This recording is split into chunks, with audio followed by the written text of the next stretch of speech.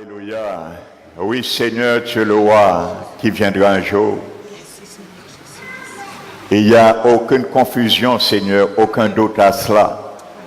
Car si nous sommes là dans ce lieu, c'est parce que nous croyons à ton avènement. Alléluia. Tu as dit, Seigneur, au son de la dernière trompette, que tu descendras du ciel et tu nous attendras dans les nuées. Amen. Tu nous permettras, ceux qui nous ont devancés, de sortir dans les tombeaux et nous qui serons vivants à ton avènement. Et je le proclame de tout cœur, je crois, nous sommes cette génération qui vivons ton avènement, de notre vivant, Seigneur. Car nous savons, Seigneur, tu avais dit tu reviens, mais aujourd'hui, tu ne dis plus tu reviens, mais que tu viens. Tu es déjà à la porte, Seigneur, car lorsque nous voyons ce qui se passe, nous levons les yeux déjà vers toi, car nous savons la délivrance de cette terre approche. Alléluia. Nous savons que les douleurs de l'enfantement vont enfanter l'espérance que la créature tout entière attend de toi, Seigneur. Oh mon Dieu, tous les regards, même les créatures fixées sur toi, le jour, Seigneur, de ton avènement, afin d'apaiser toute tempête, tout ce qui s'est passé durant les générations, mon Dieu. Père éternel, nous ne voulons pas, Seigneur, être parmi ces vierges folles. Lorsque tu as dit, voici l'époux, réveillez-vous. Ils n'ont pas pu décoller, car ils n'avaient pas l'huile. Garde-nous, Seigneur, ce jour, que nous soyons remplis de la présence de ton Esprit Saint, l'onction de ton Esprit Saint qui nous anime. Et c'est ma prière ce matin, pour chacun de nous ce matin, Seigneur. Père éternel, merci. Tu régnas, tu pétras les nations avec une verge de fer. Car ta justice et l'équité est la base de ton trône. C'est pour cela que nous sommes là ce matin, afin de recevoir conseil et garder avec nous tes préceptes. C'est pour cela que je te demande, Seigneur, d'incliner nos cœurs ce matin vers ces préceptes, afin que nous partions ce matin nourris par ta grâce, par ton Esprit Saint, Seigneur. Je te bénis, Seigneur, d'être l'instrument ce matin. Que ton onction repose sur moi et que ta parole est mise dans ma bouche, Seigneur. Je te demande, Seigneur, que chaque cœur soit disposé et que par la puissance de ton nom, je réprime au nom de Jésus tout esprit malsain qui voudrait perturber les cœurs, les pensées. Je les chasse ce matin au nom de Jésus dans ce lieu. Merci, Seigneur, pour la présence de ton Esprit Saint parmi nous. Nous t'élevons, Père, et nous te glorifions dans le nom précieux de notre Rédempteur Jésus-Christ. Amen. Amen. Asseyons-nous, frères et sœurs.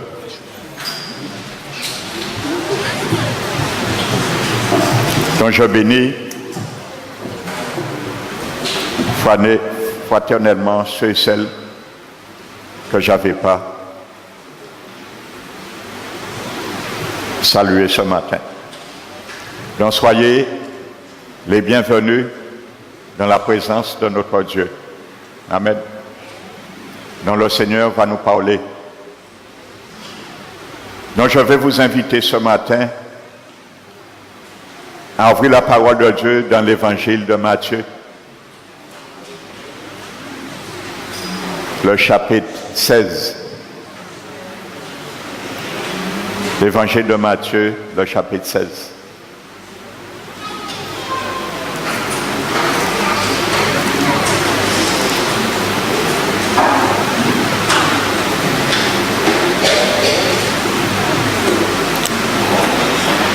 À partir du verset 13.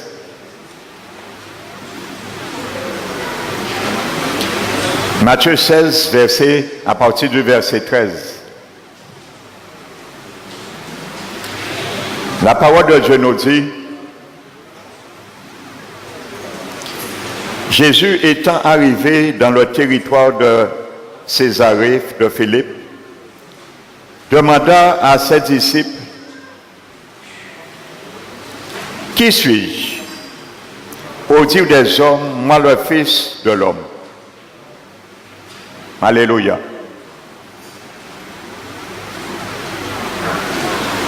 J'y répondirent les uns, disent que tu es Jean-Baptiste. J'espère ce matin, mon frère, ma soeur, que si on te demande qui est Jésus pour toi, tu ne vas pas dire Jean-Baptiste. Ça peut arriver, hein? Parce que parfois on a reçu parfois une nouvelle naissance tellement déformée qu'à notre nouvelle naissance, on nous a appris bien souvent, selon les enseignements que nous avons reçus, à marcher d'une façon déformée. Alléluia. Il répondit les uns que tu es Jean-Baptiste. Donc de toute façon, on ne peut pas les envier, les juger. Amen. Ils étaient à ce moment avec Jésus Jean-Baptiste. Mais nous n'avons pas droit à cette faute aujourd'hui. Amen. Les autres disent Élie, les autres Jérémie, parce que Élie était prophétisé qui devait venir, le prophète Élie. Et c'est un fait, Jésus lui-même l'a attesté. Le prophète Élie reviendra. Alléluia. Celui qui est parti et qui vit depuis des millénaires en chair et os au ciel, le prophète Élie, lorsqu'il a été enlevé, il a lâché son manteau à Élysée. La Bible dit, il est au ciel toujours. Et j'ai un témoignage qu'un homme, un pasteur, il a fait 4 jours et demi au ciel avec son esprit et son âme. Et c'est le prophète Élie qui l'a enseigné au ciel. Alléluia. Donc il est là. Donc il reviendra. Jésus lui-même l'a attesté. Il reviendra à la moitié des 7 années de la grande tribulation qui va s'étendre bientôt sur cette terre. À cette époque, le prophète Élie viendra. À la moitié des 7 années de tribulation, après les 3 ans et demi, et avec un autre témoin pour confronter la trinité satanique qui sera sur les terres. Alléluia. Qui sera constituée de Satan, de la bête, l'antichrist et le faux prophète. Ce sera la trinité satanique contre la trinité divine qui est confrontée à ce moment-ci. Alléluia. Non, c'est une parenthèse. Les autres, Jérémie ou l'un des prophètes. Et vous leur dit-il, qui dites-vous que je suis? Ils ont donné leur point de vue de ce que les gens ont dit de lui. Amen. Mais dites-vous, qui dites-vous que moi je suis? À pas besoin de savoir, qu'à ce qu'a pensé, qu'à les prophètes, qu'à Jérémie qu'a pensé, de moi, qu'à Jean-Baptiste, le prophète Élie, ainsi de suite. Ce qui m'intéresse, c'est ce que vous pensez que je suis pour vous. Alléluia. Et sache aujourd'hui, mon frère, ma soeur, le Seigneur veut que tu saches qu'est-ce qu'il est pour toi. Amen. C'est ça qui l'intéresse. Alléluia. Parce que beaucoup aujourd'hui parlent de Jésus. Je connais Jésus, j'ai appris Jésus, on m'a appris au catéchisme qui est Jésus, ainsi de suite. On m'a appris, il fait des miracles. Et c'est un fait. Il est le même hier, aujourd'hui, éternellement. Il fait encore des miracles. Mais ce matin, Jésus veut nous interpeller individuellement.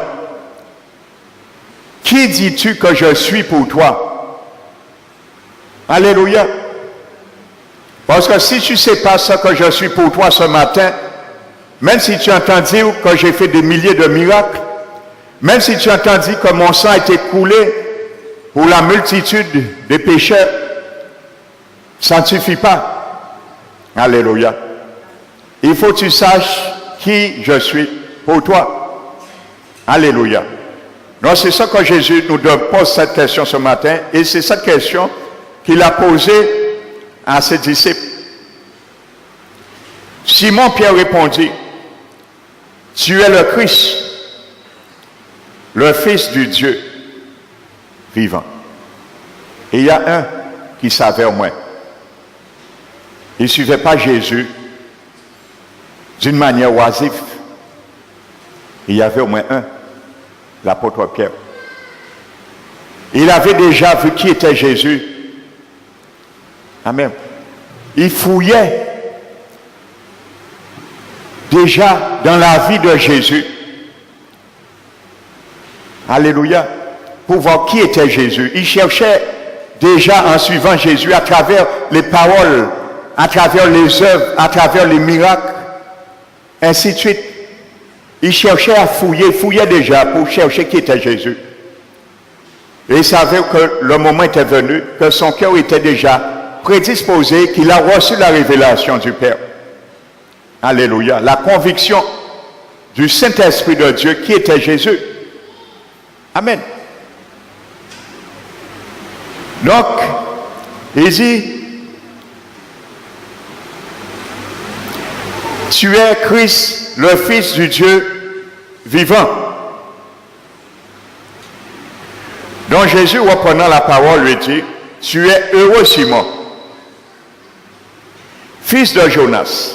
Sache quelque chose, ce matin, si tu n'as pas encore reconnu Jésus dans ta vie comme Seigneur Sauveur, tu es malheureux. Sache-le ce matin. Je te le dis, si ce matin tu es dans ce lieu, tu n'as pas encore reconnu Jésus, qui il est dans ta vie, comme Seigneur et Sauveur, tu es malheureux ce matin. Sache-le ce matin. Même si tu dis tu vis dans l'opulence, même si tu as un bon salaire, même si tu as une bonne famille, une bonne réputation, sache tu es malheureux ce matin pour Dieu. Alléluia. Parce que Jésus a dit, tu es heureux, Simon-Pierre, fils de Jonas. Alléluia. Pourquoi il a dit que tu es heureux? Parce qu'il a su dire qui était Jésus. Il a reconnu dans sa vie qui était Jésus. Il a confessé que Jésus est Seigneur, Jésus est le Christ pour lui. Alléluia. Car ce ne sont pas la chair et le sang qui t'ont révélé cela. Ça veut dire sa nature, ses pensées, son intelligence, mais une révélation divine. Mais c'est mon Père qui est dans les cieux. Et moi, je te dis que tu es Pierre, et que sur ce roc, je bâtirai mon église, et que les portes du séjour des morts ne prévaudront point contre elle. Alléluia. La première fois qu'on voit l'occurrence du mot église dans la Bible, c'est là. Amen. La première fois qu'on entend parler du mot église dans la Bible, c'est dans ce verset. Alléluia.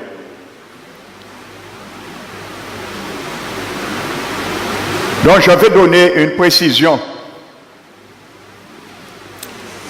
Le Vatican nous a enseigné que l'apôtre Pierre a été celui sur lequel que Jésus a bâti son église. Donc ces mensonges-là, ça, il y a un qui nous au catéchisme. Sachez que dans le grec, il y a deux mots différents qui ont été traduits pour Pierre. Amen. Donc le premier mot, lorsque Jésus dit que tu es Pierre, il s'adresse à l'apôtre Pierre, bien sûr. Dans le grec, c'est le mot Pétros. Il dit, tu es Pétros. Dans le grec, veut dire petit caillou. Amen. Tu es un petit caillou. C'est ça que ça veut dire dans le grec, Pétros. Mais il a dit, moi, Jésus, alléluia, je suis Pétra, un autre mot grec. Et ce deuxième mot grec a été traduit par Pierre également dans certaines traductions, mais la bonne, comme je le lis là, c'est roc, rocher. Et il a dit, tu es Pétros, tu es un caillou, Pierre. Mais moi, je suis le roc, le rocher de ton salut. Donc sur ce rocher, Pétra, je bâtirai mon église sur moi, sur mon fondement, par rapport à la révélation que tu as reçue. Donc tu es une pierre que je mettrai sur le fondement que je suis moi-même. Voici ce jeu de mots que Jésus a fait avec Pierre. Il n'a jamais dit, Pierre, que je vais bâtir mon église sur toi. Heureusement, parce que c'était catastrophe. Si vous voyez Jésus qui bâti l'église avec son homme, c'était la ruine éternelle. Alléluia. La preuve, regardez ça, la grande église qui a émergé au Vatican, le désastre mené dans le monde. La nation entière est sous le joug de cette église qui a réformé les 5 doctrines. Le monde entier a accepté religion là ça. Et aujourd'hui, lorsqu'on essaie d'ouvrir la lumière, faire jaillir la lumière sur l'intelligence, le cœur de certains fidèles, ils ont changé religion, c'est nous qui étions premiers, c'est nous qui tenions vérité. Quelle vérité ils ont tenu? Ils n'ont pas tenu pour vérité. Parce que la vérité a pas un nom, la vérité c'est Jésus-Christ. Alléluia. Aucun homme ne détient la vérité. La vérité c'est Jésus. Et il a dit je suis la vérité. Et il n'a pas dit je suis une des vérités. Et il a dit je suis la vérité. Avec V majuscule. Je suis la vie et je suis le chemin. Amen. Ça veut dire pour toucher la vérité, pour trouver la vérité, pour connaître la vérité, il faut venir à Jésus qui est le chemin qui t'amène à cette vérité. Et quand tu es venu dans le chemin, il te donne la vie éternelle. Il est les toi. Je suis la vérité, le chemin et la vie. Et il a dit, nul ne vient au Père que par moi. Alléluia. On ne vient pas au Père par le Vatican. On ne vient pas au Père par une religion. On ne vient pas au Père par la tradition. On vient au Père par Jésus. Alléluia. Amen. Il faut que vous le sachiez. C'est pour cela Dieu m'a mis hier à cœur de porter l'enseignement. Qu'est-ce que l'Église? Il faut que nous sachions. Qu'est-ce que l'Église? Vous savez, je suis resté 5 heures de temps hier avec un couple âgé pour leur expliquer, Bible en main, qu'est-ce que l'idolâtrie? 5 heures de temps, frères et sœurs, pour expliquer à ce couple qu'est-ce que l'idolâtrie. Quand même, ça, il y a Dieu, Dieu qui fait tri, Dieu qui fait mélange, qui n'est catholique, qui est sauvé, qui n'est témoin Jéhovah, qui n'est bitin. On dit non, bon Dieu peut faire pont tri. Le Seigneur ne fera aucun tri. Parce que je leur dis, Dieu pas connaître qui est catholique. Alléluia. Il faut que vous sachiez la vérité. Dieu ne connaît pas les catholiques. Dieu pas connaître ça. Dieu pas connaître témoin Jéhovah. Dieu pas connaître ça. Alléluia. Je lui dis, Dieu connaît son église. C'est ça qu'il connaît et c'est ça qu'il vient chez. Il n'a pas ni tri à faire. Il connaît ton seul butin, institut spirituel. C'est son église. Parce qu'il a dit, je bâtirai mon église. Il n'a pas dit, il bâtira les églises des hommes. Il a dit, je bâtirai mon église. Et je vais rechercher mon église. Amen. Donc dans l'église de Christ, j'ai dit, il n'y a pas de catholique. Il faut que vous le sachiez. On dit, si vous perdez des autres vérités, on dit des autres. Jésus pas qu'on est catholique. Ça choque, mais il faut que ça choque. Pour ça, Jésus pas qu'on est catholique. Parce qu'un catholique, je leur dis, c'est quoi?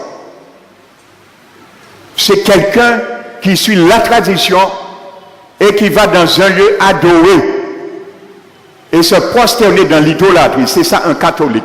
Alors bon Dieu, pas qu'on est catholique. Après c'est tout. Alléluia. C'est ça un catholique. Tu peux dire tu as accepté Jésus. Je dis non, vous ne pouvez pas accepter Jésus et aller dans l'église où il y a des statues. Ça, c'est une fausse conversion. On dit non. Qu'est-ce qui a mis la présence de Dieu dehors dans le temple à Jérusalem? Lisez Ézéchiel. Qu'est-ce qui a mis la présence de Dieu dehors dans le temple? Où était la présence de Dieu à Jérusalem lorsqu'il y avait le temple? Les démons, ils étaient mettre les statues dans les parvis. Alléluia. Le roi Akaz, la Bible dit, il a chassé à un moment donné les sacrificateurs, les prêtres, à pas l'abbé, les prêtres dans leur vrai sens liturgique. Amen. Un sacrificateur, c'est un prêtre. Amen. Il a chassé les sacrificateurs et les lévites et il fait transaction avec d'autres rois et il menait idoles dans les parvis, dans le temple de Dieu. Et il a mis des idoles et Dieu s'est retiré progressivement. La présence de Dieu. Comment me dis-tu que tu trouves la présence de Dieu dans un lieu qu'il y a des idoles devant? Non. C'est de l'illusion. Si la présence de Dieu s'est retirée par rapport à des idoles dans son propre temple, a fortiori, Adam a côté ni idole et pas de temple. Quelle communion y a-t-il entre le temple de Dieu et le temple de Bélial? Il n'y a pas de communion. Alléluia. Donc c'est pour cela, il faut que vous sachiez qu'est-ce que l'Église. Qu'est-ce que le mot Église veut dire? Pour vous enseigner les mots qui n'ont force espérance d'être sauvés malgré l'idolâtrie. Amen. Donc c'est pour cela l'Esprit de Dieu m'a mis à cœur cet enseignement. Amen. L'Église. Amen. Donc Jésus a dit, je bâtirai mon Église. Bon, premièrement, nous avons vu que Jésus n'a pas dit, il bâtira son Église sur l'apôtre Pierre. Et il a dit, tu seras une pierre. Et Pierre a été la première pierre. Nous allons le voir. L'apôtre Pierre a été la première pierre de l'édifice. C'est un honneur pour lui. Et c'est pour cela que Jésus a donné à l'apôtre Pierre le trousseau de clés pour ouvrir la porte au salut, premièrement aux Juifs, deuxièmement aux païens et troisièmement aux Samaritains. Parce que Pierre a révélé, il a confessé le premier qui était Jésus. Amen. Alléluia. Donc quand tu confesses qui est Jésus un jour, Dieu te donne aussi la clé, mon frère, ma soeur, pour ouvrir la porte au salut à ceux qui sont perdus. Parce qu'étant sauvé, tu peux aller sauver d'autres. Mais si tu n'es pas encore sauvé, ça ne te sert à rien d'aller sauver des milliers, tu seras condamné quand même. Aujourd'hui, il y a des sectes. Ils ne sont pas encore sauvés, ils n'ont pas l'Esprit de Dieu, ils ont qu'à essayer de sauver le monde. On peut sauver 10 milliards de monde, ou en a fait quand même. Jésus a dit à quoi ça sert de gagner tout le monde si tu perdrais ton âme dans la géhenne. Alléluia. Aujourd'hui, il y a des sectes. Ils ont qu'à essayer de sauver tout le monde par force, sous pression, et ils n'ont même pas sauvé. Il y a une asymétrie. Dans les choses de Dieu, il y a un ordre. Alléluia. Il faut que tu sois sauvé premièrement, et Jésus te donne les clés d'aller sauver aussi d'autres. Parce que tu as le pouvoir et la puissance, l'autorité de le faire par son esprit qui t'habite. Alléluia. Amen. Et c'est pour cela, malheureusement, nous a appris d'être sauvés par les bonnes œuvres. Malheureusement, ça ne sauve pas. Paul a dit, nul n'est sauvé par les œuvres de justice qu'il aurait faites. Non. C'est par le bain de la régénération et renouvellement du Saint-Esprit que nous sommes sauvés. La nouvelle naissance. Amen. Donc la Bible dit, je te donne les clés du royaume. Amen. Et c'est ça que Jésus a fait. Regardez bien, avant de rentrer dans le thème proprement dit, le mot église, je souligne qui Jésus a donné la clé du royaume. À tous les disciples, non. À l'apôtre Pierre. Si vous n'aviez pas fait attention à ça, considérez-le aujourd'hui. Du seul fait que Pierre a confessé qui était Jésus, Jésus lui a dit, c'est à toi je remets la clé. Alléluia. Et nous l'avons compris après. ce que je viens de vous dire. Lorsque le jour de la Pentecôte, c'est à ce moment que Jésus a bâti son église. Il a dit, je bâtirai mon église. C'était à l'avenir. Amen. Donc quand Jésus a dit ça, la tradition, la religion existait déjà.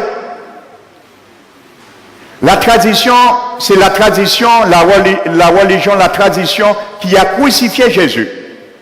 C'est la tradition qui a tué Jésus. La tradition existait. Amen. Donc, le jour de la Pentecôte, l'église de Jésus a été bâtie. Et la première personne qui s'est levée, qui a prêché le premier message du salut, pour que la porte de la grâce du salut aux Juifs premièrement puisse être ouverte dans l'ordre que Dieu avait dit, c'est l'apôtre Pierre qui avait les clés. Il a ouvert la porte au salut pour les Juifs premièrement à l'église. Donc l'église de Jésus a été constituée des Juifs premièrement par l'apôtre Pierre. Ensuite, chez Corneille, c'est l'apôtre Pierre que Jésus a envoyé aussi pour prêcher et ouvrir la porte aux païens. C'est l'apôtre Pierre qui était là aussi. Il avait les clés pour ouvrir la porte du salut, Jésus lui avait dit. Donc c'est l'apôtre Pierre qui a ouvert aussi la grâce, le salut aux païens. Et troisièmement, aux Samaritains. Lorsque Philippe a prêché l'évangile, ils ont cru en Philippe. Mais ils n'ont pas reçu l'Esprit Saint. Quand tu n'as pas reçu l'Esprit Saint, tu n'es pas encore sauvé. Le salut, la porte du salut n'était pas encore ouverte aux Samaritains. Il fallait que l'apôtre Pierre vienne pour ouvrir aussi pour les Samaritains. Alléluia. Et c'est quand l'apôtre Pierre est venu, ils ont reçu l'Esprit de Dieu. Alors Pierre avait bien le trousseau de clés. Donc aujourd'hui maintenant, il y avait trois normes ethniques qui existaient, les Juifs, les païens et les Samaritains. Donc aujourd'hui, le royaume est ouvert. Mais c'est l'apôtre Pierre qui avait les clés. Mais à part si Jésus fondait l'église, il a les clés, oui. Mais il n'a pas le fondement là. Parce que Pierre même est mis sur la fondation. Alléluia. Amen. Donc voici ce jeu de mots que Jésus faisait avec Pierre. Donc le Seigneur dit, sache ce matin que si tu fais partie de l'église du Seigneur Jésus, amen, il t'a dit que le séjour, les portes du séjour des morts ne prévaudront point contre toi. Amen. Quand nous allons voir et quoi constituer l'église. Amen. Le mot porte là, dans le grec, veut dire les décrets gouvernementaux du diable. Amen. Les décrets gouvernementaux du diable ne prévaudront point contre toi, contre ta vie. Tu seras au-dessus de cela. Amen. Et c'est pour cela aujourd'hui, Jésus a donné autorité à son église. Nous sommes assis dans les lieux célestes. Avec Jésus. Amen. C'est là que nous sommes assis. Le diable est assis dans les lieux célestes aussi. Mais dans le deuxième ciel. Ça s'appelle dans Éphésiens les lieux célestes. Mais Jésus est assis dans les lieux célestes, mais au-dessus du deuxième ciel, au troisième ciel. Donc nous ne sommes pas assis, nous n'avons pas une autorité qui est limitée à partir du deuxième ciel, mais au-dessus du deuxième ciel. Parce que nous sommes assis avec Jésus. Ça veut dire nous partageons la même autorité avec Jésus. C'est ça que ça veut dire, être assis sur son trône dans les lieux célestes. Partager la même autorité avec Jésus. Nous le partageons. Exactement la procuration que Jésus nous a donnée. Alléluia. Si je donne à quelqu'un mon chèque, je signe, je lui dis, tu peux encaisser ce chèque à n'importe quelle banque. Et la procuration, autorité en ma personne. La procuration que je lui ai donnée représente l'autorité que j'ai. Il agit exactement avec la même autorité que j'ai, que si c'est moi qui allais. Parce que je lui ai donné la procuration. Nous agissons, nous devons agir avec la même autorité que si c'était Jésus lui-même en personne qui venait devant un démon et dit au nom de Jésus, quitte. Alléluia. C'est la même autorité et les démons reconnaissent la même autorité. Là, il y a vraiment, là, quand chassons des démons, il y a vraiment Jésus devant eux. Alléluia. C'est une réalité. Lorsque le frère Fabrice ordonne un démon au nom de Jésus de quitter, il y a vraiment Jésus devant eux. C'est la même chose, parce qu'il a la procuration, j'ai la procuration. Et tu as la procuration, mon frère, ma soeur. Il faut qu'on dise ça. Alléluia. Les séjours des morts, les décrets gouvernementaux du royaume du diable ne peuvent pas valoir sur toi. Amen. Donc Jésus a dit, il va bâtir son église. Amen. Donc nous savons, l'église du Christ a été bâtie le jour de la Pentecôte. Alléluia. Son église n'existait pas encore. Amen. Et l'église du Christ, c'est l'église du Christ. Ceux qui constituent l'église du Christ, ce sont les mêmes personnes qui viendra chercher, premièrement. Amen. Lors de la venue du Seigneur, il y aura plusieurs résurrections. La première résurrection après Jésus, c'est nous, les chrétiens. Amen. L'église du Seigneur ne sera pas constituée par les patriarches de l'ancien temps. Ils ne font pas partie de l'église, il faut que vous le sachiez. Ils sont sauvés, mais ils ne font pas partie de l'église. Ils feront partie aussi le jour des noces de l'agneau. Amen. Ceux qui seront sauvés pendant les 7 années de tribulation, ils seront sauvés, mais ils ne seront pas partie de l'église non plus. Alors mon frère, ma soeur, tu as tout le privilège de savourer ce délice aujourd'hui, avant tes 2 yeux se ferment, pour ceux qui ne sont pas encore dans ce délice. L'église du Christ est exceptionnelle, c'est son épouse. Les autres sauvés, Jean-Baptiste les a appelés l'ami de l'épouse. Amen. C'est l'église qui sera enlevée premièrement. Et il y a plusieurs rangs de la résurrection, de la première résurrection. L'église du Christ. Dont les patriarches dans l'ancien temps, la bande d'Abraham, Isaac, ainsi de suite, ils ne faisaient pas partie de l'église. Ils sont sauvés, oui. L'église n'existait pas encore. C'était un mystère qui était caché pour les patriarches. Ils ne savaient pas. Et même les prophètes dans l'ancien temps, comme Daniel, c'est un mystère pour eux. C'est un mystère pour eux. Daniel a vu l'avènement du Seigneur. Hein? Daniel a vu la résurrection aussi. Mais il ne savait pas s'adresser à l'église. Il a vu simplement. Ainsi de suite. C'était un mystère caché. Et ça a été révélé à nous. Ce mystère qui était codé, caché. Il a été révélé à nous. Alléluia. Donc, qu'est-ce que ça veut dire? Jésus a dit, je bâtirai mon église. Donc, qu'est-ce que ça veut dire? Ça veut dire, il est l'architecte. Il est l'architecte. Alléluia. L'apôtre Pierre et le Vatican non plus pas architecte à l'église à Jésus.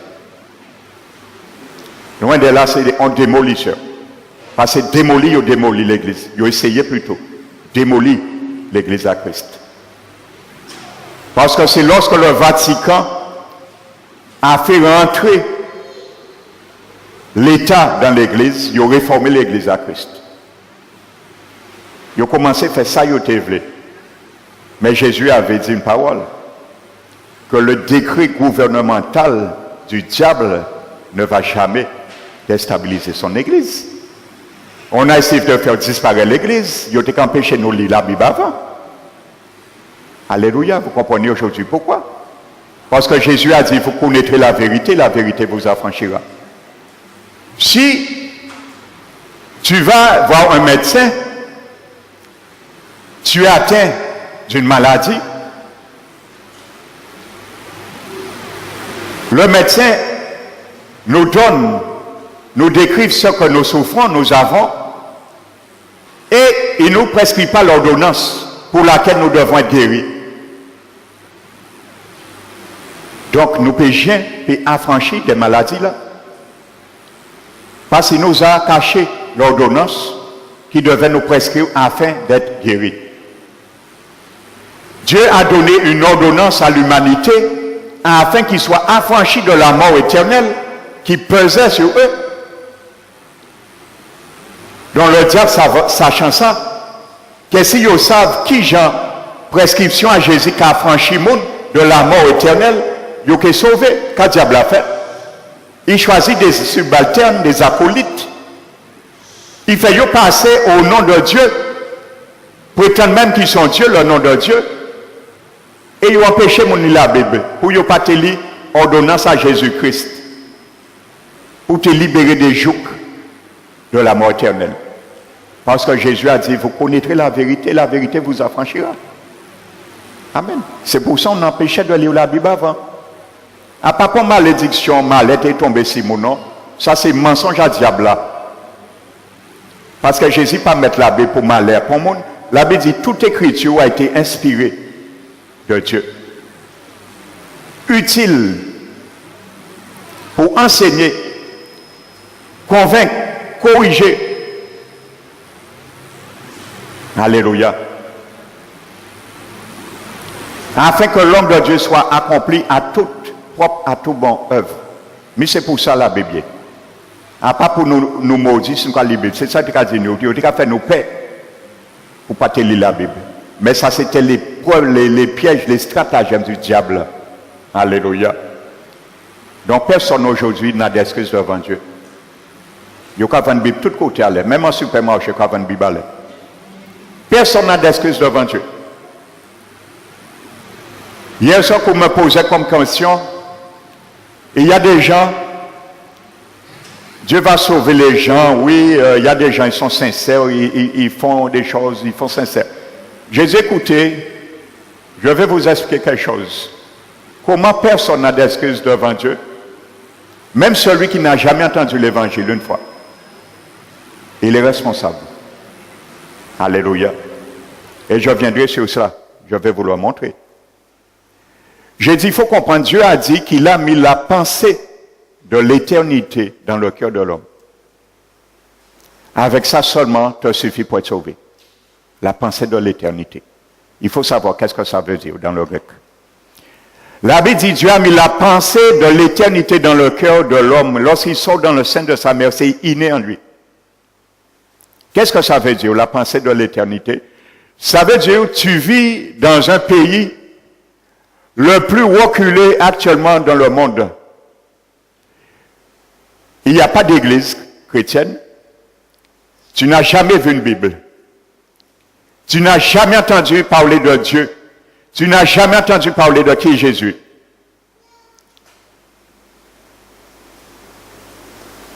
Tu peux quand même être sauvé par la pensée de l'éternité que Dieu a mis dans ton cœur. Comment?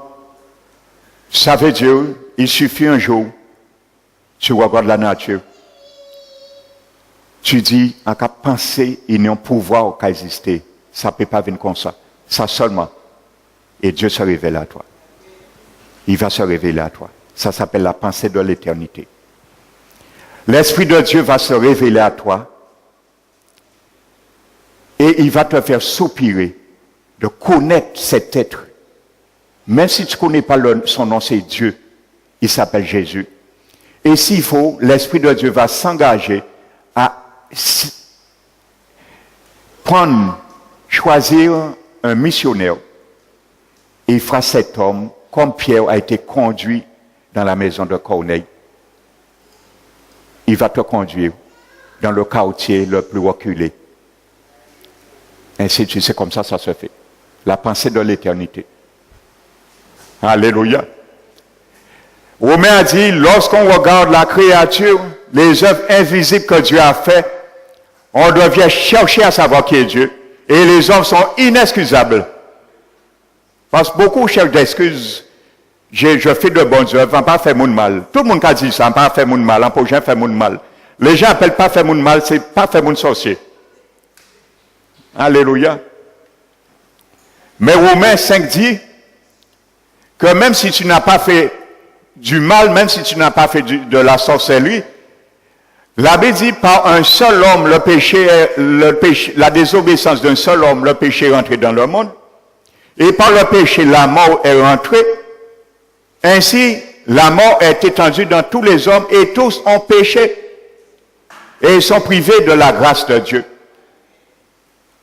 Amen. Donc, même si tu fais du bien, même si tu n'as jamais fait de sorcellerie, même si tu fais du bien, tu n'as jamais fait du mal, tu es quand même venu au monde condamné. Et tu as besoin d'un rédempteur. Et tes bonnes œuvres ne peuvent pas être ton rédempteur. Ton argent que tu as versé pour les pauvres ne peuvent pas être ton rédempteur. Vous savez, il y a des gens qui ont peur de choquer, mais moi, aimé choquer. Conception à mon. Je disais à ce couple, il était arrêté, mais, putain, tout j'ai montré idolâtré, quand parlait de Mère Teresa, on dit, écoutez, Mère Teresa, elle a été une femme du même lot de tous les hommes mortels. Elle a foulé la planète Terre. Elle est venue condamner. Elle avait besoin d'un rédempteur aussi. On dit ça chez toutes les finances que Mère Teresa a investies. Et c'est honorable. Il faut le faire quand Dieu le... c'est faisable. Amen. Je dis, mais si avant cette femme ne meurt, elle n'a pas confessé, accepté Jésus dans sa vie comme sauveur et Seigneur, sache qu'elle est en enfer aujourd'hui. Et ça n'a pas sauvé. Ça peut choquer. Alors que ça vous choque vos conceptions ce matin, mais pour les mettre de côté. Parce que si elle était sauvée par les richesses qu'elle a données aux pauvres, il te peut dire Jésus devant le trône de grâce, en sauvé, en pas besoin de sang à eau. C'est exactement la même chose. Nul n'est sauvé. Toute personne n'est sauvée par grâce. Alléluia. Et ça ne vient pas de vous. Nous ne sommes pas sauvés par les œuvres de justice que nous aurions fait. C'est par grâce que vous êtes sauvés. Et ça ne vient pas de vous. Amen. C'est une grâce, faveur imméritée. Alléluia. Donc ça n'a pas qu'à sauver. Alléluia. Ça ne peut pas la sauver. Elle était attristée quand Jean-Paul II en enfer. Et il dit, mais pourquoi Dieu, qu'est-ce que cet homme a fait pour aller en enfer? On dit, qu'est-ce qu'il a fait? Laissez-moi vous montrer ce qu'il a fait. On a commencé par verser. Bon Dieu était qu'à condamner l'idolâtrie. On a dit, mais c'est ça il fait. Il menait des milliards de monde en enfer. Alors il a joint les disciples qu'elle lui-même menait en enfer. Il a joint eux. Mais ça il fait. Et les gens les faisaient du bien, hein? Les gens les faisaient du bien de faire mon prosterner devant une statue. La statue de Fatima, cet homme s'est permis de déifier une statue en 82 en la déifiant médiatrice de toute grâce. On statue, prétendant homme de Dieu. Vous amenez les gens dans l'abomination et pensez que cet homme a fait du bien. C'est ça que les gens appellent faire le bien. Ainsi de suite. Ça, c'est faire le bien pour mon. Amen. Et sans compter toutes les abominations, les doctrines de démons qui ont émergé. Et que beaucoup aujourd'hui, quand cœur j'étais toujours, ils n'ont pas vomi ça. Et ça les chemine vers l'enfer chaque jour. Si vous pas fait demi-tour, volte-face, et retournez rattraper le chemin de la vérité qui est Jésus. Avant trop tard. Eh bien, les gens appellent ça bien. Et il y a des noms nouveaux. Paul a dit que les gens vont appeler le bien mal et le mal bien. C'est exactement ça. Aujourd'hui qu'on vit. Alléluia. Donc, il faut que ça choque les conceptions pour que les gens lâchent. Que comprendre, comme dit Colossiens, la tradition des hommes ne doit pas faire de vous leur proie. Amen. La tradition a fait de moi leur point jour, jusqu'au jour où Dieu a ouvert mon intelligence. Et sachez, ce que je vous explique, la pensée de l'éternité que Dieu a mis dans le cœur de l'homme, c'est ce qui m'a sauvé. Alléluia. Je peux donner mon témoignage, j'ai déjà donné, c'est comme ça que j'ai été sauvé. Personne ne m'a prêché l'évangile. La pensée de l'éternité que Dieu a mis dans mon cœur, c'est ça qui m'a sauvé. Et je me rappelle de ça comme aujourd'hui, en 79. C'est là que le Seigneur s'est révélé à moi. Amen. J'étais assis, et il était 3h30 de l'après-midi en 79. Et il y avait un lieu qu'on se réunissait, on fumait de la drogue là.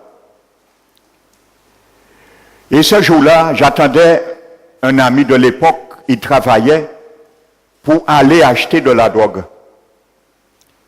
Il sortait à 5 heures. J'étais tout seul ce jour-là. On se réunissait là le soir. On appelait ça le Sénat.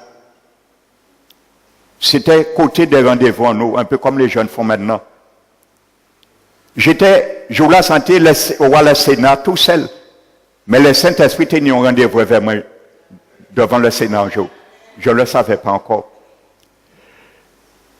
Et en attendant ce ami, je me suis posé une question. Vous savez, vous voulez savoir quelle question? Je me suis posé une question. Je me suis dit, les gens construisent sans cesse, les gens brisent la forêt sans cesse, mais un jour, lorsqu'il n'y a plus d'endroit à assainir pour construire, où ira l'humanité? C'est ce que je me suis posé comme question. Lorsque je me suis posé cette question, j'ai entendu une voix de mon oreille droite. C'est après que j'ai appris. Je ne savais pas qui était le Saint-Esprit. Je connaissais, il y avait Dieu le Père et Jésus-Christ. J'avais déjà entendu parler de cela.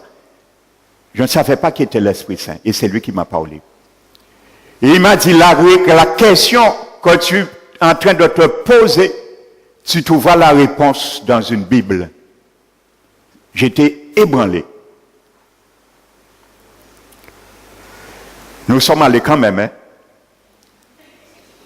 à Saint-Kenoué, chez Marchandise là quand même. Alléluia. C'est pour ça parfois la Bible dit dans la parabole du semeur, quand la parole est semée d'un cœur, le diable vient très vite et qu'à mettre vite à côté pour ne pas tomber cheminer au milieu de qu'elle a, mais pas ni tant cheminer comme ça. Alléluia. Le lendemain, frères et sœurs, je me suis réveillé. Il était à peu près 6 heures du matin. La voix m'interpellait encore. Vous savez ce que j'ai fait? Ma mère était dans la cuisine. Elle faisait son café. J'étais encore chez elle. Je suis descendu, je suis rentré dans sa chambre et j'ai pris sa Bible. Je suis venu dans ma chambre. J'ai ouvert la Bible. Une petite Bible seconde. Lorsque j'ai ouvert la Bible sur mon lit, j'ai senti 2 bras m'enlacer dans la chambre. Frères et sœurs. Et quand j'ai senti ces 2 bras m'enlacer dans la chambre, je ne connaissais rien sur l'enfer. Le Seigneur a fait défiler de mes yeux pendant quelques secondes suffisait. Personne ne m'a parlé de l'enfer, quoi que ce soit.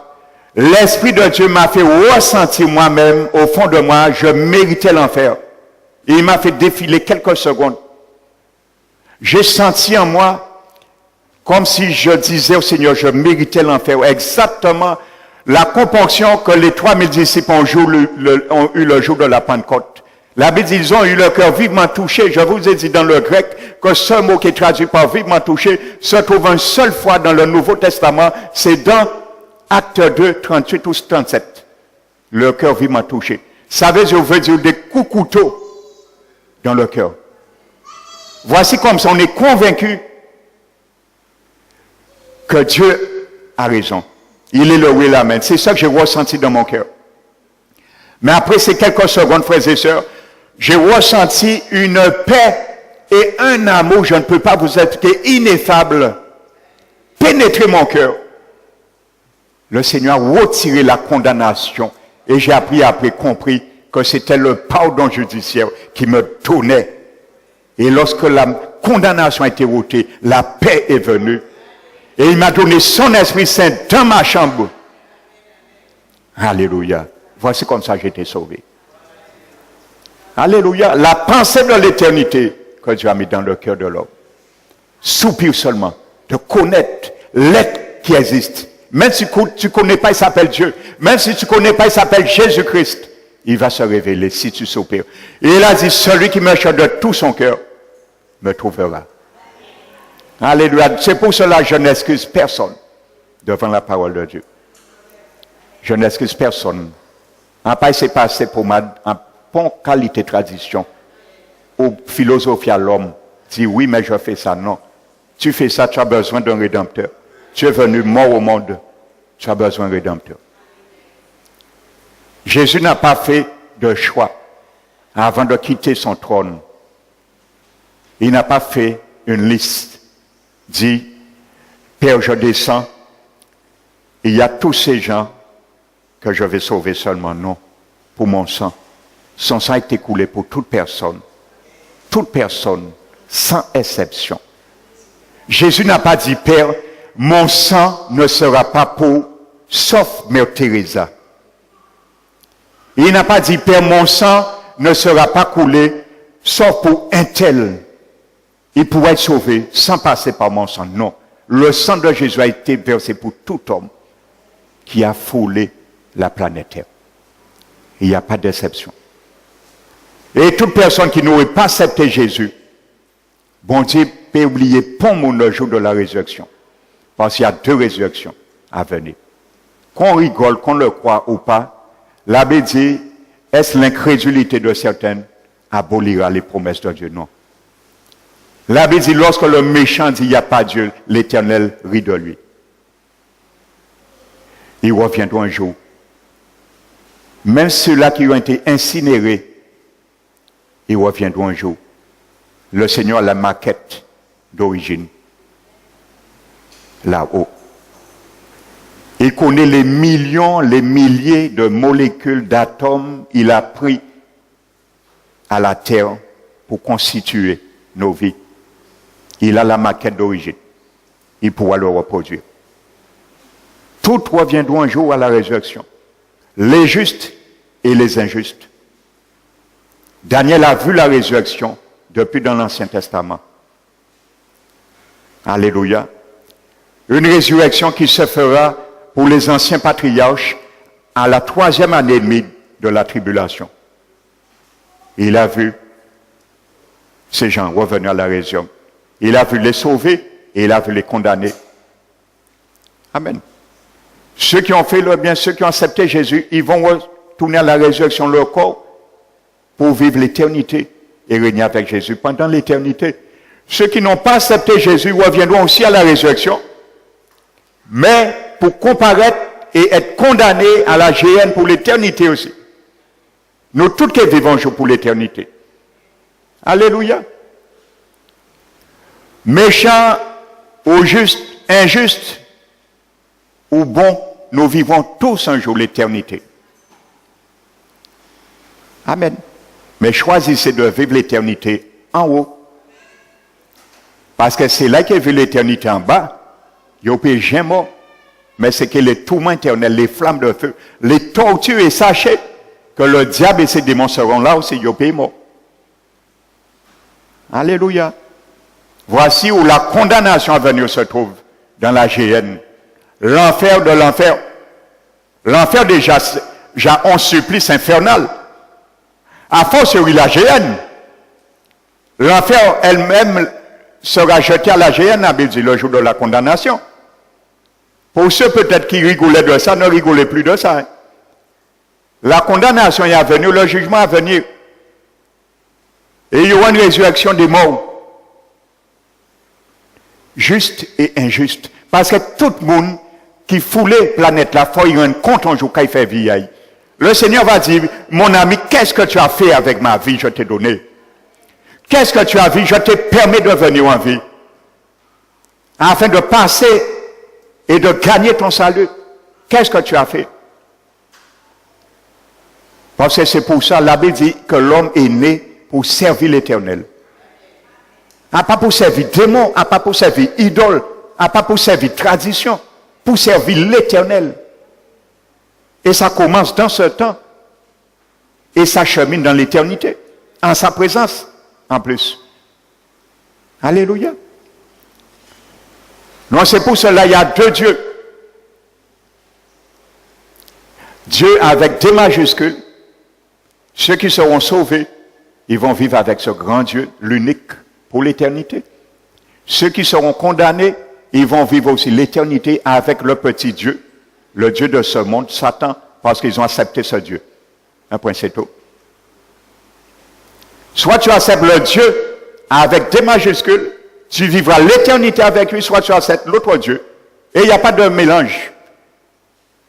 Les gens vont dire, j'ai ma religion, à pas qu'à servir Satan, à qu'à quoi? Non. Si tu n'as pas le Dieu, tu sers l'autre Dieu. Il y a deux dieux, la Bible parle. Un petit Dieu avec un D majuscule, c'est le Satan. La Bible appelle le Dieu de ce siècle. Donc si tu as refusé d'accepter Jésus, c'est parce que tu as accepté que Satan est ton Dieu. Et tu verras l'éternité dans la géhenne avec lui. C'est ça que la Bible dit. C'est normal.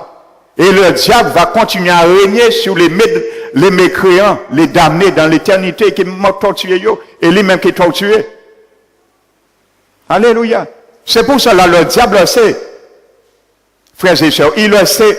C'est pour cela il ne cesse de ramener des choses au fur et à mesure pour ramener le monde dans l'idolâtrie, dans les murets, dans une désolation mortifiée où il ne peut pas sortir.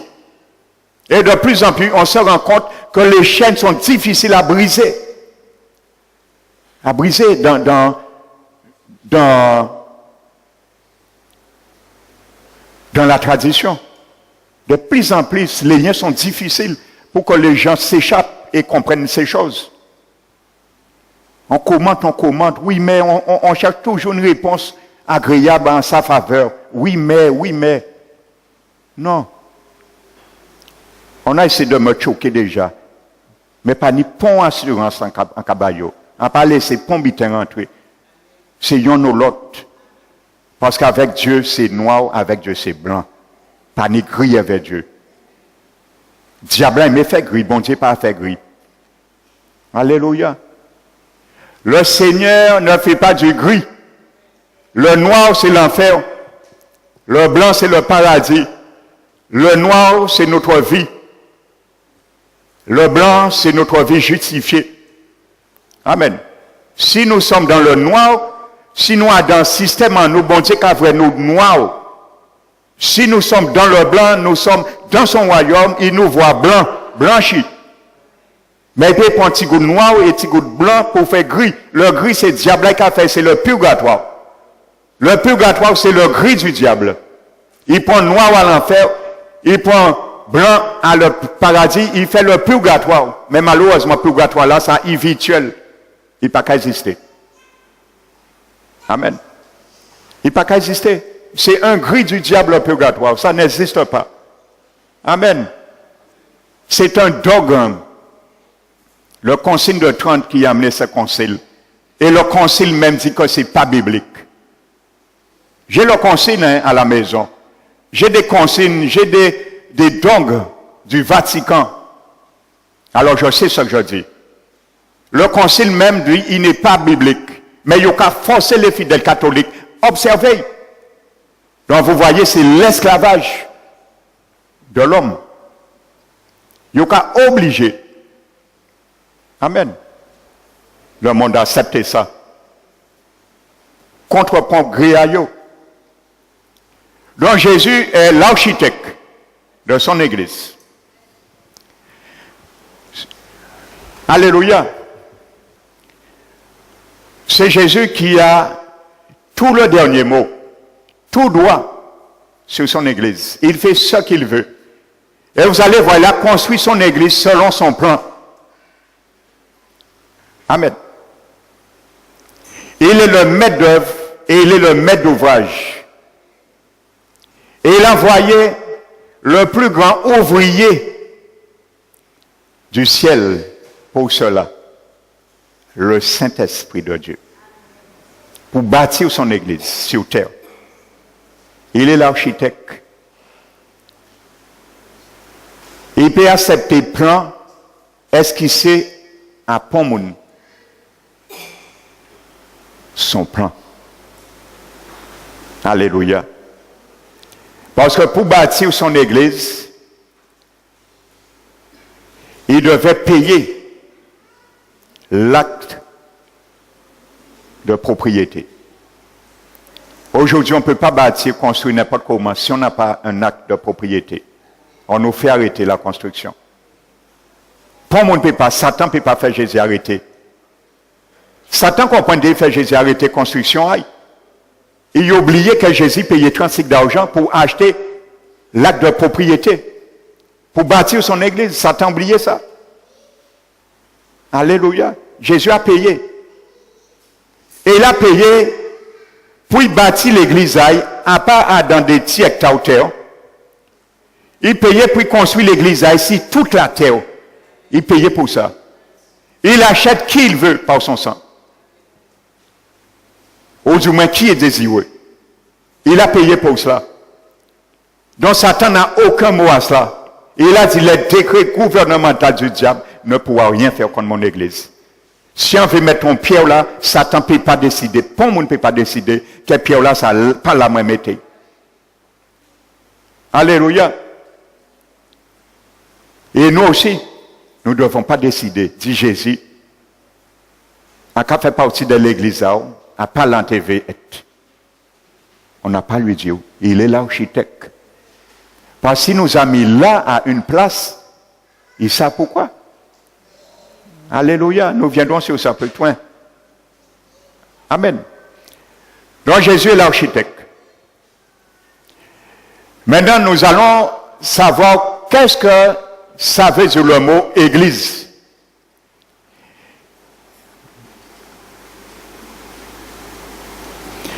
Il va suivre ses propres plans. Il va rassembler lui-même les pierres après les avoir tirées de la carrière de ce monde. Parce que Jésus va construire une église, mais les pierres qu'il va prendre, c'est dans ce monde même. Il va les prendre. Dans la carrière du monde. Dans la carrière du royaume du diable, il va venir se servir. Parce qu'il doit dépouiller le diable là. Il a lié l'homme fort.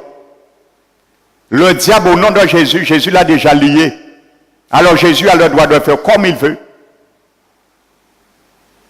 Donc il va chercher des pierres dans cette terre pour construire son édifice. Lui-même est le fondement. L'édifice est coulé sur lui-même qui est le fondement. Donc il va chercher des pierres pour fonder son église selon son plan. Et il va les tailler à la taille qu'il veut. Il va donner la forme qu'il veut à chaque pierre pour les adapter chacune à leur place. Les cimenter les uns des autres. Ça, c'est Jésus qui va faire ça. Et ça, chez nous qui faisons partie de l'Église, toute notre vie est faite pour cela. Pour laisser Jésus cimenter nos vies, lui donner la forme qu'il veut et nous placer comme il veut. Alléluia. Parce qu'il est l'architecte. Nous n'avons rien à dire. Paul a dit, est-ce que l'argile dira à celui qui l'a formé, pourquoi m'as-tu fait ainsi? Jésus le maître potier. Nous sommes l'argile. L'argile ne parle pas. Nous n'avons rien à dire. Et malheureusement, bien souvent parmi nous, c'est ça que nous disons. En pâté, vous faites moins comme ça. Alléluia. En pâté, vous dites moins ça. Non, Jésus est le potier, par excellence. Il fait ce qu'il veut, avec la même pâte, la même masse. Alléluia. Donc, frères et sœurs, maintenant le mot église, Jésus a dit, il bâtira son église. Je vous disais que c'est le premier Première occurrence dans la Bible, on parle d'église, le mot église. C'est là, dans Matthieu 16. Qu'est-ce que ça veut dire maintenant, le mot église? Est-ce que c'est un baptiste? Parce que bien souvent, c'est ce qu'on dit. Hein? On dit l'église. Mais nous, chrétiens, nous savons la connotation. Lorsqu'on dit l'église, ce n'est pas ce lieu qui est l'église.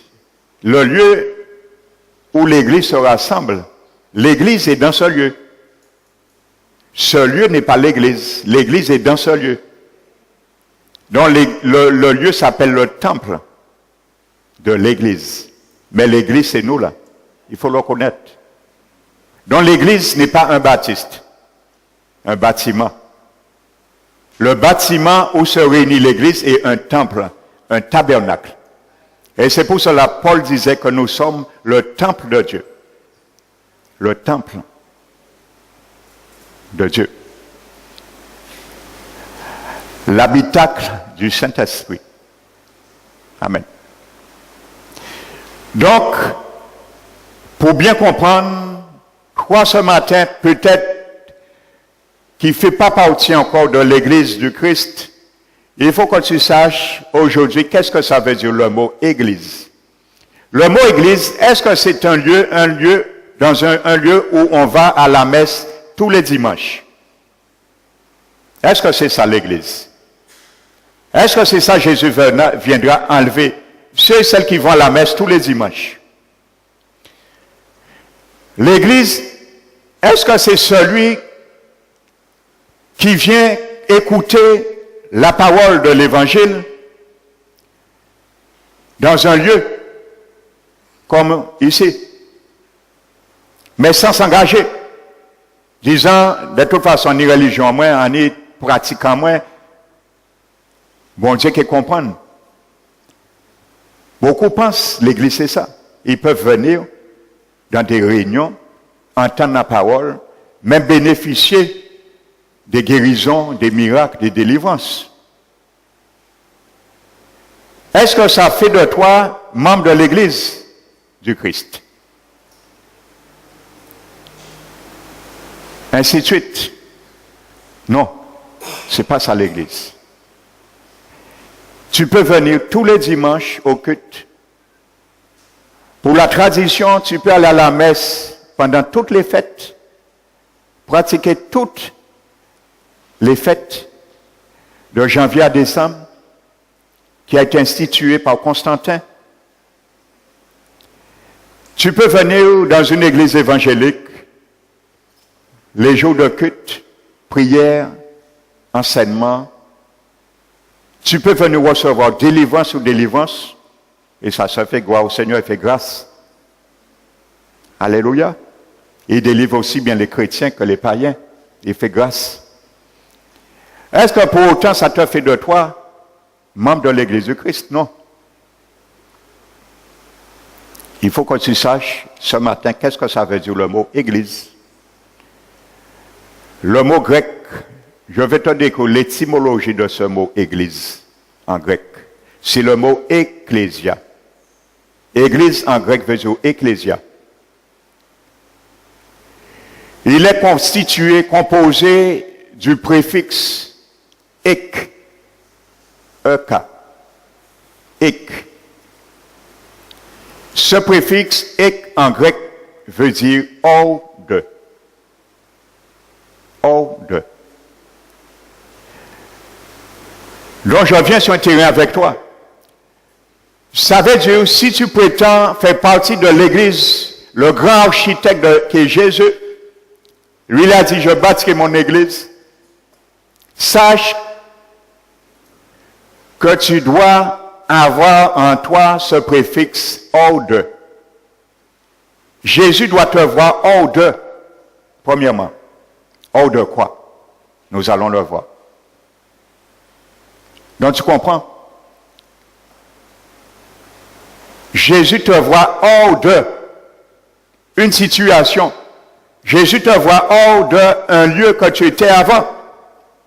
Ça veut dire aussi te voir hors de, ça veut dire je ne suis plus où j'étais. Ainsi de suite. Dans une situation, dans un lieu. Ainsi de suite. Donc, premièrement, l'étymologie de ce mot ecclésia, le mot ek veut dire hors de. Église. Il est suivi du radical Clésia. Clésia. Et qui, dans sa forme verbale, kaléo du verbe, le radical du verbe kaléo, qui veut dire appeler. Amen. Donc voici l'étymologie du mot église. Donc ce n'est pas un bâtiment, ce n'est pas un bâtiment. Le lieu où se trouve l'église s'appelle un temple ou un tabernacle. Donc le mot église veut dire celui qui appelle hors de. Voici le mot église, ça veut dire. Donc ça veut dire, tu peux venir, comme je le disais tout à l'heure, dans toutes les réunions. Si Jésus, l'architecte, ne voit pas que tu t'appelles à appeler hors de quelque chose, il ne te considère pas comme une pierre dans son édifice. Amen. Tu dois être appelé hors de. C'est ça le mot église. Donc comment quelqu'un peut me dire, j'ai accepté Jésus, ça fait 1 an, j'ai confessé Jésus en tant que sauveur et Seigneur, je suis sauvé, et tu vas toujours dans des lieux qui a des idoles, c'est que tu as fait une fausse conversion. C'est tout. Il n'y a pas d'autre mot à ça. Parce que l'église, tu t'appelles l'église. Tu t'appelles ecclésia. Tu t'appelles appelé à être hors de. Ça veut dire, si tu étais dans un lieu, il y avait des idoles devant, Jésus t'appelle à être hors de ces idoles, tu ne peux plus aller là. Et il y avait une dame un jour, elle était fervente catholique. Le Seigneur m'a mis, c'était la propriétaire d'un appartement comme mon frère Louet. J'étais allé prêcher cette femme un jour l'évangile. Son cœur a été touché. Mais la difficulté qu'elle avait, c'était comment elle peut accepter Jésus sans arrêter, sans ne pas aller à l'église. Elle me pose la question, est-ce que je peux accepter Jésus, mais continuer à aller à l'église catholique? Je lui dis, madame, ce n'est pas à moi de vous dire ou pas. Si vous devez aller toujours. Je lui dis, si vous acceptez-le, faites déjà ce que Dieu vous demande. Acceptez son salut. Je lui dis, si vous donnez à son Esprit Saint, si vous êtes sincère de cœur, et je lui dis, je vous promets quelque chose, que l'Esprit de Dieu, qui est une personne, il est la 3e personne de la Trinité divine, ce n'est pas une chose, c'est une personne.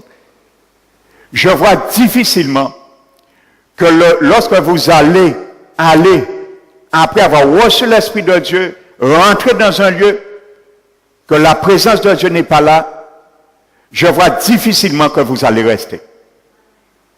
Elle m'a dit, ok. Elle a accepté le Seigneur. Elle m'a appelé 2 semaines après, au téléphone. Elle m'a dit d'envoyer mon frère le chercher pour venir à l'église. Je n'étais pas encore pasteur à l'époque. J'étais dans l'église de mon pasteur. Elle m'a dit, ce que je lui ai dit, c'est l'Esprit de Dieu lui a convaincu tout seul. Il dit, mais là, il y a le premier dimanche là, elle a senti un peu comme si elle était étrangère. Et ça a fait des années, il était à l'église. Tous les dimanches là, tout est fait. Le 2e dimanche, elle m'a dit, elle ne pouvait pas rentrer. Le Saint-Esprit, c'est l'architecte que Jésus a envoyé, le plus grand ouvrier. Parce qu'il a le ministère que nous n'avons pas, l'Esprit de Dieu. Il a un ministère triple. Convaincre de péché en cœur, convaincre de jugement et convaincre de justice. Ça, c'est l'Esprit qui fait ça. C'est pour cela que nous pourrons beau prêcher l'évangile. Nous n'avons aucun droit d'obliger quiconque à accepter l'évangile. Ce n'est pas notre ministère. Ça, c'est le ministère du Saint-Esprit. C'est son ministère. Nous prenons le matériel qui nous donne la parole et lui, il est là. C'est lui Jésus envoyé. Et sachez, la parole de Dieu ne revient jamais sans effet. Parce que sa parole est incorruptible. Vous me direz, mais si les gens qui refusent la parole est morte. Non. Elle ne va pas mourir. Parce que l'effet ne meurt pas. Quand la parole est prêchée, il y a deux choses. Soit tu es sauvé, soit tu es condamné. Un point, c'est tout. Si tu acceptes la parole de Dieu, tu seras sauvé. Si tu refuses la parole de Dieu, cette même parole, elle ne sera pas morte, elle est incorruptible, elle va te condamner au dernier jour. Donc, elle retourne sans effet. Elle retourne avec son effet. Sauvée ou condamnation, elle retourne à Dieu avec son effet. Parce que la parole de Dieu, l'évangile, est prêchée pour deux objectifs. Soit tu acceptes d'être sauvé, soit tu acceptes d'être condamné. Jésus l'a dit. Et il a dit, les paroles que je vous dis, c'est elle qui vous condamnera au dernier jour. Et il a dit, par tes paroles, tu seras justifié, par tes paroles, tu seras condamné. Si tu dis oui, tu seras justifié. Si tu dis non, tu seras condamné. Alors la parole de Dieu, elle est incorruptible. Elle ne meurt pas. Alléluia. Même si elle frappe un cœur, le plus béton, et qui est retourné à Dieu, mais il fait aille là. Ils font un fait quand même. Parce que si tu meurs un jour, la parole va te rappeler, elle a frappé ton cœur un jour, tu n'as pas ouvert ton cœur. Jésus va te dire, je frappais à la cœur de ta porte, tu ne m'as pas ouvert. J'avais foi. Tu ne m'as pas ouvert pour me donner hospitalité, pour me réchauffer. Amen. Tu m'as laissé dehors. J'ai pris foi et je suis retourné. Amen. Donc, si Jésus n'est pas rentré, la parole, un jour, va nous condamner. Alléluia. Donc, voici ce que ça veut dire, ce mot. Ecclésia. Je le rappelle, préfixe ek, qui veut dire ordre, et du radical clésia, qui est la forme passive du verbe kaleo, qui veut dire j'appelle. Donc, ça veut dire j'appelle ordre, ou qui a été appelé ordre. Voici ce que ça veut dire. Le mot église. Amen. Ordre, appelé ordre. Tu es un chrétien? Qui est-ce qui constitue l'église du Christ? Tous ceux et celles qui s'appellent appelés ordre, à être ordre. Voici le mot. Tu as ta religion? Tu vas adorer où? Dans un lieu? Parce que toute ta famille, c'est la yoye. La tradition, où on fait confirmation ou non, ainsi de suite. Tu n'es pas appelé ordre. Donc tu n'es pas chrétien. Et si tu n'es pas chrétien, tu n'es pas ecclésia. Jésus ne te considère pas comme son église. Alléluia. Tu es encore dans la carrière du monde du diable. Il ne t'a pas encore lavé. Tu es encore une pierre morte. Il y a 3 types de pierres, et c'est ça que nous allons voir dimanche prochain. Il y a 3 types de pierres que le Seigneur voit dans le monde, dans la carrière du monde. Il y a les pierres mortes que nous tous nous étions un jour, avant d'être ecclésia. Il a fait de nous une pierre vivante. Et il y a une 3e pierre qu'on trouve aussi dans l'Église et aussi bien dans le monde, une pierre d'achoppement. Il y a ces 3 pierres par la Bible. Pierre morte, pierre vivante et pierre d'achoppement. Amen. Aujourd'hui, toi qui es là, De quelle pierre fais-tu partie? Tu me diras, mais je ne sais pas qu'est-ce qu'une pierre vivante, qu'est-ce qu'une pierre morte et qu'est-ce qu'une pierre d'achoppement. Tu le sauras dimanche prochain. Le Saint-Esprit te donne rendez-vous dimanche prochain pour le savoir. Alléluia. Donc je vais faire ce matin, je vais m'arrêter ce matin sur cette première partie. Ce matin, je vais faire un appel solennel. S'il y a quelqu'un ici dans cette salle qu'il pensait faire partie de l'Église du Christ et qui s'est rendu compte, pas par moi, mais qui a été convaincu par la parole de Dieu, l'Esprit de Dieu, et voudrait dire, Seigneur, ce matin, je veux vraiment être une pierre dans ton Église, dans ton édifice. Si tu le désires de tout ton cœur, je te demanderai où que tu es de lever ta main et je vais prier pour toi. Alléluia. Le Seigneur va te laver, va te pardonner. Et il va te considérer comme, chaque fois il va te regarder du haut des cieux, il va voir la marque qu'il mettra ce matin sur toi, Ecclésia. Celui ou celle qui est appelé ordre. Alléluia. Donc s'il y a quelqu'un ce matin qui voudrait dire, oui Seigneur, je veux faire partie de ton Église, parce que bientôt tu viendras chercher cette Église, et je veux faire partie. Alors tu élèves ta main et je vais prier. Je vais prier pour toi. Alléluia. Si tu ne le fais pas, sache un jour, de toute façon, tu n'auras pas le choix. Parce que personne ne pourra passer autre. Pour être sauvé, il faut passer par là. J'ai été passé par là. Et tous ceux et celles qui font partie de l'Église sont passés un jour par là. Donc je vais faire l'appel une dernière fois.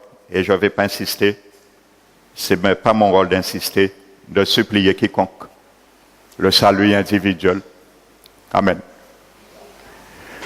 Donc ce matin, si tu veux partir sauver dans ce lieu, je te demande de lever ta main.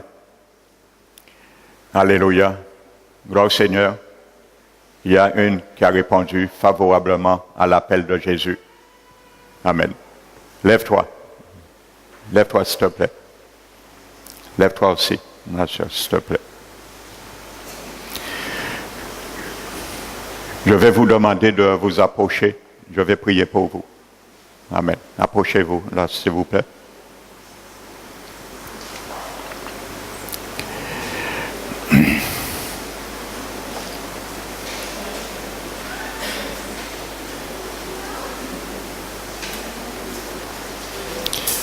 Donc, ce que vous allez faire ce matin,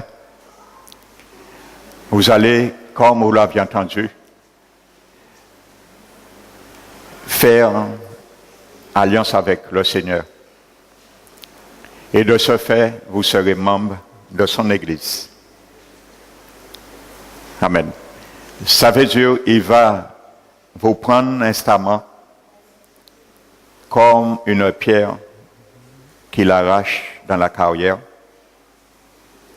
et il va vous mettre sur son édifice.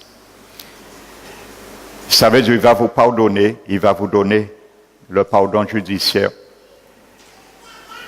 et il va vous donner son Esprit Saint. De telle sorte, pourquoi il va vous donner son Esprit Saint? C'est pour que vous ne puissiez pas retourner où qu'il vous a pris. Parce que s'il ne vous donne pas son Esprit Saint, c'est comme si vous allez faire une confession liturgique et c'est tout. Mais il va vous donner son Esprit Saint selon ses promesses que vous allez recevoir par la foi. Afin de continuer le cheminement avec lui et de continuer à bénéficier tout pleinement de lui. Alléluia. Donc vous allez faire cette prière de tout cœur, de tout votre cœur avec moi. Donc je vais vous conduire simplement par les paroles. Mais ce n'est pas mes paroles que Dieu va prendre en considération. Je l'ai fait déjà, ça fait 34 ans. C'est vos paroles. je vous conduis simplement au salut par cette prière. Amen. Mais faites-le de tout cœur, comme c'était vos paroles même. Amen. Et le Seigneur va vous écouter. Donc, vous allez confesser à haute voix, parce qu'il faut le troisième ciel vous entendre. Il faut aussi le diable vous entendre. Et c'est là, il saura que maintenant, vous n'êtes plus sous ses griffes. Amen. L'abbé dit, ils l'ont vaincu par le sang de l'agneau et le témoignage de leur parole. Alléluia. Nous allons faire ça de tout cœur et à haute voix. Je vais demander à l'Église de se mettre debout, les accompagner. Père éternel, répétez après moi, répétez à haute voix. Père éternel, je bénis et je glorifie ton Saint-Nom. Car tu m'as permis d'entendre, Seigneur, des paroles de grâce. Et ta parole dit, Seigneur, que la prédication de l'évangile de Jésus est une puissance pour le salut de quiconque croit. J'écoute ce matin. J'ai compris, Seigneur, à travers ta parole, que je n'étais pas membre de ton Église, Seigneur Jésus, dont tu es l'architecte.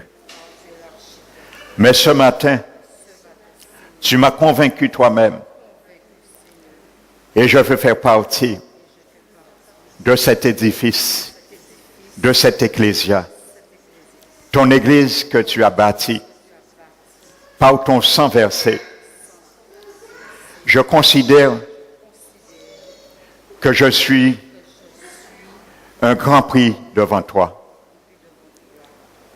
Et je veux honorer, Seigneur, ce si grand salut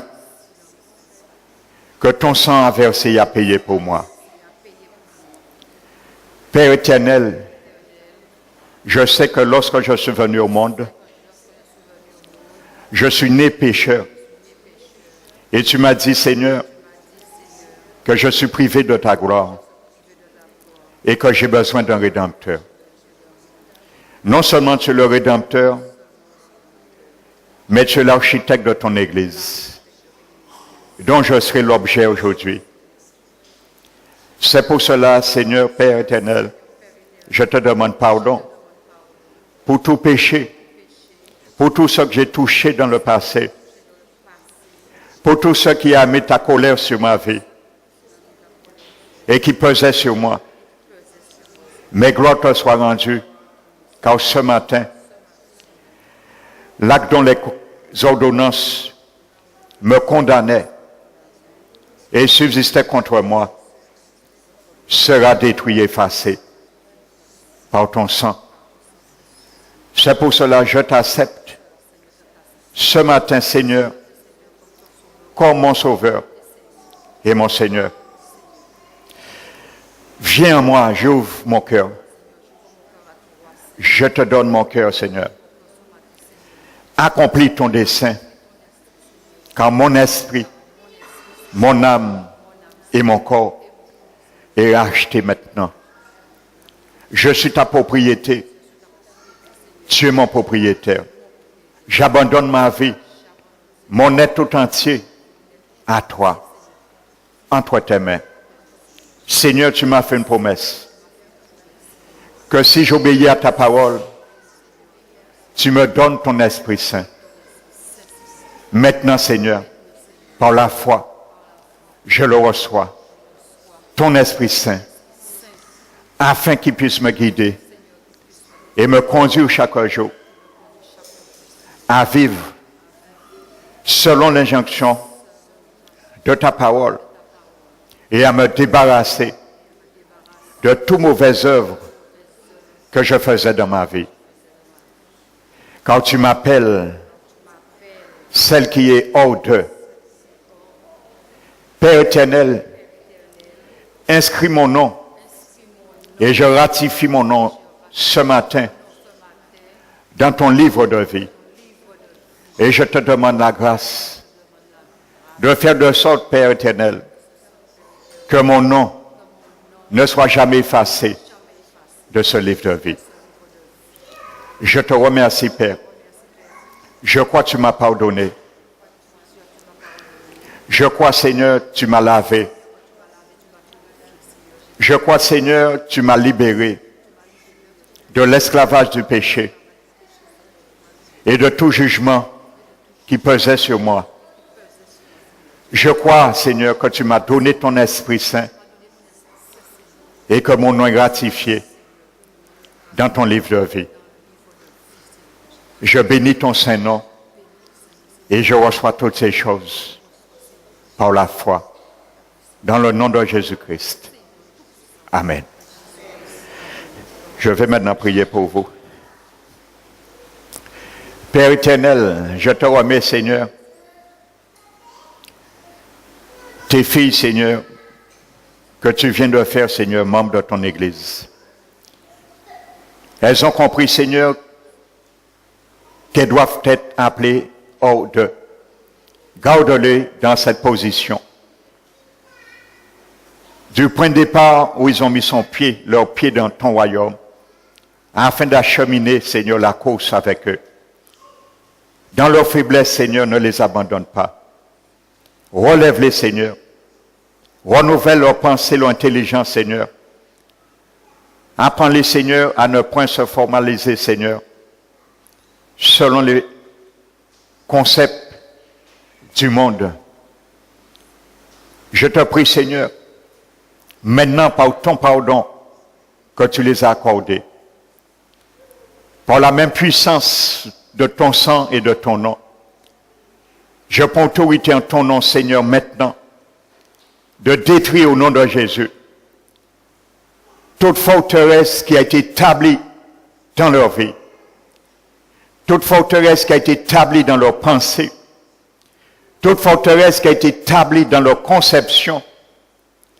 Je les détruis maintenant par la puissance du nom de Jésus-Christ de Nazareth. Tout lien, Seigneur, qui les attache encore à leur vie, à leur santé, que ça soit générationnel, ancestral, héréditaire, je brise au nom de Jésus toutes ces malédictions qui soient détachées, déliées de toute œuvre des ténèbres et que leur corps, leur âme soient dégagées, Seigneur. Père éternel, que la puissance de ton esprit maintenant, Seigneur, les saisit afin, Seigneur, de les garder dans ton royaume. Garde-les, Seigneur. Protège-les, entoure-les, Seigneur. Protège leur sortie, leur entrée, leur coucher, leur lever, Seigneur. Et apprends-les, Seigneur, à se formaliser, Seigneur, avec ton nom. Le nom de Jésus-Christ, Seigneur. Apprends-les à connaître ce nom, à découvrir qui es-tu maintenant, Seigneur. Car tu as dit à Pierre, qui es-tu? Il a su que tu étais le Christ. Apprends-les à découvrir, Seigneur, chaque jour que tu es vraiment le Christ, le Seigneur, le Sauveur, que le ciel a envoyé pour eux, Seigneur. Nous te les remettons, Seigneur. Assiste-les pleinement par ton Esprit Saint, Seigneur. Nous aspergeons le sang de Jésus sur leur vie, afin de détruire toute œuvre du diable dans leur vie, Seigneur. Et afin que toutes les œuvres, les forteresses, lâchent prise sur leur vie. Au nom de Jésus, sois béni, Seigneur, sois élevé, Père. Au nom de Jésus-Christ, nous t'avons prié et te remercions. Nous te le remettons, Seigneur. Amen. Amen. Allez vous asseoir maintenant. Alléluia.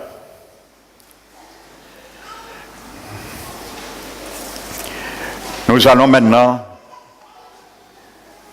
donner gloire au Seigneur à travers nos offrandes que nous avons mis à part pour lui.